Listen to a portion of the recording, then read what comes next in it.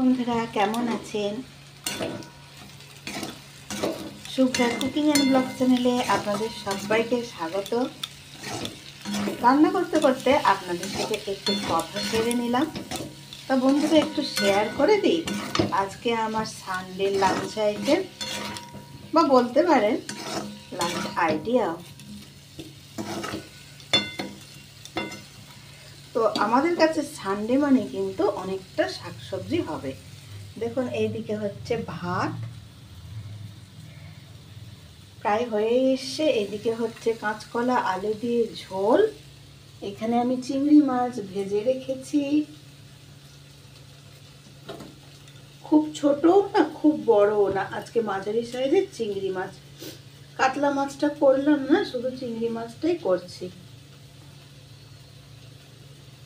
আর এইখানে করেছি একটা তরকারি,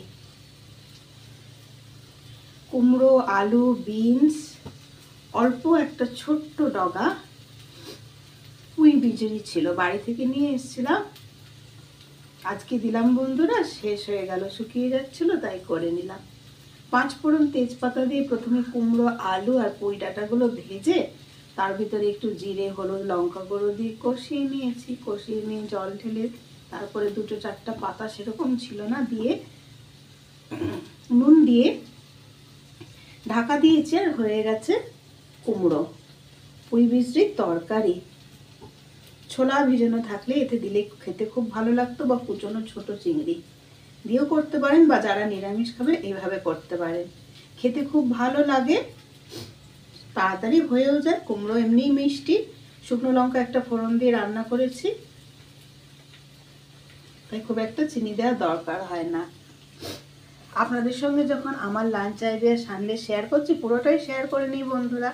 এই বেগুনটা আমি ভাজবো, নুন হলুদ মাখিয়ে রেখেছি। আর এইখানে কড়াতে কি হচ্ছে তার আগে একটু জল দিয়ে কথা বলি, না হলে লেগে যাবে। প্রথমে দিয়েছি জিরা ফোড়ন, তারপরে 5 ফোড়ন, জিরে ফোড়ন দিয়ে 5 ফোড়ন দিয়ে দিয়েছি একটু রসুন কুচি, আদা একটু গ্রেট করে দিয়ে দিয়েছি, কাঁচকলা আলু, ছোট্ট একটা কাঁচকলা কিন্তু ফ্রেশ, সেটা দিয়ে কষিয়ে তারপরে টমেটো দিয়েছি, জিরে হলুদ ধনে লঙ্কা গুঁড়ো আর একটু সবজি কারি মশলা। এটা প্রায় কষানো হয়ে গেছে, যাতে না লেগে যায় আমি একটু জল দিয়ে দেব, জল দিয়ে কথা বলছি, তারপরে নুন দিয়ে ঢাকা দেব আর ওই চিংড়ি মাছগুলো দিয়ে দেব।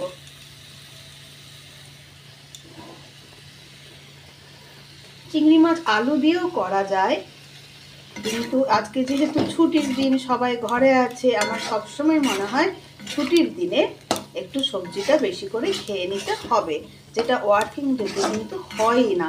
আমাদের মর্নিং স্কুল এবং অফিসও সকাল 9টায়, 8টার মধ্যে সবাই বেরিয়ে যায়।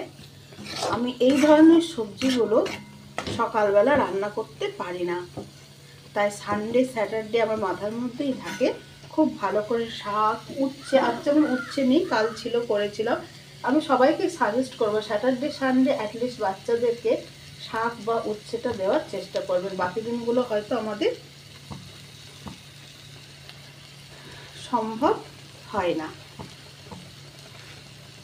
আর কাঁচকলা যে একটা ভীষণ গুরুত্বপূর্ণ সবজি, তার সাথে এই যে হলুদ রঙের কুমড়োর ন্যাচারাল হলুদ রঙটা, সেটা তো ন্যাচারাল রঙ, সেটা খাওয়া শরীরের পক্ষে ভীষণ ভালো। এবং হলুদ সবজি, তার মধ্যে গ্রিন ভেজিটেবলস, আপনি বেগুন বলতে পারেন, তা বলে বেগুন শীতের খুব সুন্দর পাওয়া যাচ্ছে বলে সবসময় বেগুন খেলে হবে না। আর এই যে কাঁচকলাটা আমাদের উইকে 1 থেকে 2 দিন অবশ্যই খেতে হবে। কাঁচকলা আমার তো মনে হয় খেতে বেশ ভালোই লাগে, যে যেভাবে খুশি ভেজে তরকারি, মাছের ঝোল বা আলু দিয়ে তো ঝোল খেতে মাছের খুবই ভালো লাগে।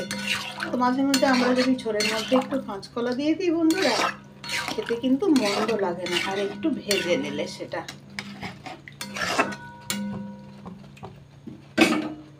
কাঁচকলা আলুটা ঢাকা দিয়ে দিয়ে আমি করছিলাম, তাই অনেকটাই সেদ্ধ হয়ে গেছে। এবার এর ভিতরে চিংড়ি মাছটা আমি মিশিয়ে দেব। মেয়ে আবার বলেছে চিংড়ি মাছের টক খাবে তেঁতুল দিয়ে।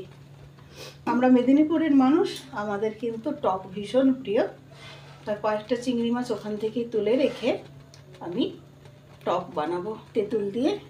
সেটা আর বন্ধু শেয়ার করতে পারলাম না। তাহলে আজকে সানডের লাঞ্চ মেনু আপনাদের সাথে শেয়ার করলাম। বন্ধুরা আমি প্রায়ই আসবো এরকম, বা বলতে গেলে আমি রোজই আসবো। কালকের দিনটা মিস করে গেছি। আগে পরপর দুদিন আমি লাঞ্চ আইডিয়া বা আমার ঘরে লাঞ্চ শেয়ার করেছি। হয়তো রান্নাটা পুরোটা কমপ্লিট করে পুরোটা দেখাতে পারি না বন্ধুরা, সময়ের অভাব। দেখুন আমি কিছু চিংড়ি মাছ, ঝোলটা একটু ফুটতে শুরু করেছে, মাছটা একটু সেদ্ধও হবে, ওই জন্য কয়েকটা চিংড়ি মাছ দিয়েই দিলাম। ঝোলটা ফুটতে উঠতে শুরু করতে কি সুন্দর কালার ছেড়ে দিয়েছে দেখুন। এবার একটু ঢাকা দেব। আলুটাও সেদ্ধ আছে, কাঁচকলাটাও প্রায় হয়ে গেছে। 5-10 মিনিট একটু গ্যাসটা সিম করে নুন দিয়ে ঢাকা দিয়ে রেখে দেব। মাছটাও ভালোভাবে মিশিয়ে দিলাম। একটু মটরশুঁটি দিয়েছি। শীতে তো ফুলকপি ভালোই লাগে, কিন্তু ওই যে বললাম কচি কাঁচকলা পেয়ে লোভ সামলাতে পারলাম না যে শুধু চিংড়ি মাছটা কেন করবো।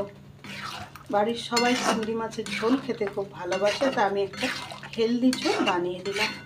কাঁচকলাতে প্রচুর পরিমাণে আয়রন থাকে, এবং আয়রন ল্যাক করলে কিন্তু আমাদের কাজে এনার্জি আসবে না, অলস হয়ে যাব, উইক হয়ে যাব। বাচ্চারা কাজে খেলাধুলায় কোনো কিছুতেই তারা উৎসাহ পাবে না, কারণ আয়রন কিন্তু আমাদের শরীরের ভেতর থেকে উৎসাহ যোগাতে সাহায্য করে। অ্যাকচুয়ালি আয়রন জাতীয় জিনিস না খেলে কিন্তু উইক হয়ে যাওয়ার চান্স থাকতে পারে, এবং তার থেকে কনসেন্ট্রেশনেরও অভাব ঘটে। আমি আমার মিনি ব্লগেও আগেও অনেকবার বলেছি যে কাঁচকলাটা বন্ধুরা, যে কোনো হলুদ রঙের সবজি, লাল রঙের সবজি, এগুলো উইকে অবশ্যই রেখে খাওয়ার চেষ্টা করবেন। অনেকে ভাবে কুমড়োটা হয়তো হলো না, বা বিটরুট হলো না, বা উইকে কাঁচকলা হলো না, এগুলো কিন্তু মিস করলে হবে না। দেখুন ঝোলটা ফুটে উঠছে। আমি এবার অল্পক্ষণের জন্য এটাকে ঢাকা দিয়ে দেবো। ঝাল আমাদের খুব খাওয়া হয় না, কয়েকটা কাঁচা লঙ্কা ফেলে দেবো, মাখা মাখা হবে এই রান্নাটা। ঢাকা দিয়ে দিলাম বন্ধুরা। তাহলে আজ এই পর্যন্ত। আমার চ্যানেল যদি আপনাদের ভালো লেগে থাকে বন্ধুরা, তাহলে অবশ্যই লাইক, কমেন্ট, শেয়ার, সাবস্ক্রাইব করতে ভুলবেন না। আর একটু দেখিয়ে দিই, বাসন টাসন মোটামুটি আজকে গুছানো হয়ে পরিষ্কার হয়ে গেছে, ঝলমলে আকাশ। আজকে কাচাকুচি করে ছাদে অনেক জামা কাপড় দেওয়া হয়েছে, খুব সুন্দর রোদ উঠেছে।